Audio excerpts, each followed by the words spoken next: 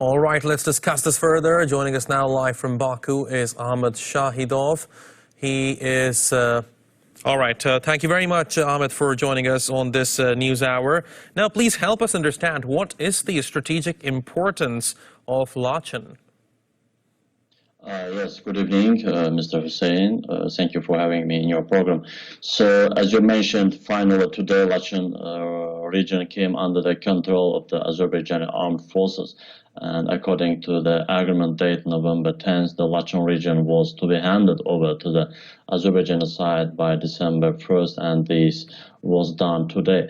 Lachin region was occupied by Armenian Armed Forces on May 18, 1992, and the strategic importance of Lachin is that it is located on the state border between Armenia and Azerbaijan, and by taking back Lachin region, Azerbaijan once again restored its state border with Armenia, and Lachin is also an area with its rich historical past. There are about 300 historical, cultural, and agricultural monuments, dozens of mounds and castle-type agricultural archaeological monuments in the region. This area is also rich in natural resources and valuable mineral waters, and we call Lachin corridor. It lies across this Lachin region. This Lachin corridor is only way from Armenia to Nagorno-Karabakh, and by taking under control this Lachin region, Azerbaijan once again take a very important advantage in this conflict. So, as another regions, most of monuments in this area has been destroyed by Armenians, and unfortunately, after occupation by Armenians in 1992, many historical monuments in Lachin were destroyed and rendered useless. In the coming days, I hope that destruction of monuments in Lachin will be monitored by Azerbaijani state, and detailed information will be provided. And like other liberated territories, monuments of Azerbaijan's history and culture have been destroyed in Lachin as well, and Azerbaijan will restore them all. After occupation in 1992, almost 75,000 people of Lachin region temporarily settled in 57 cities and other regions of Azerbaijan, and Armenia pursued a policy of artificially changing the demographic structure in the occupied territories of Azerbaijan. For this purpose, it's illegally resetting Armenians in the Lachin region, which was not inhabited by Armenians before this conflict. And the OSCE fact-finding mission reported that about 11,000 Armenians were resettled in the Lachin region, but according to Azerbaijani side, this figure is more than 13,000. So with the liberation of Lachin, some of the conditions stipulated in the November 10th agreement were fulfilled. Now other conditions are expected to be met.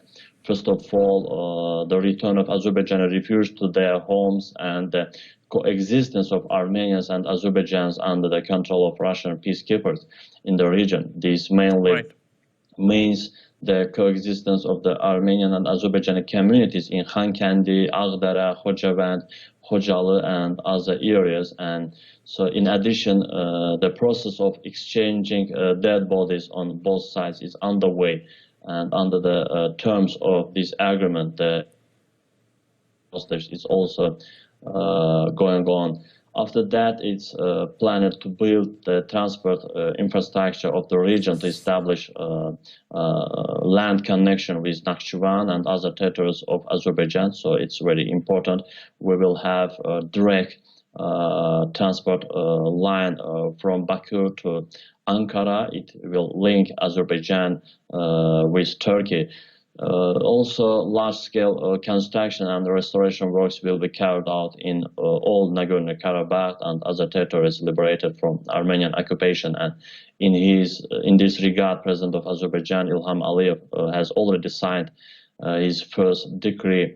So he mentioned that all historical and architectural monuments, mosques and churches destroyed in Nagorno-Karabakh over the past 30 years, including houses and infrastructure services, will be restored.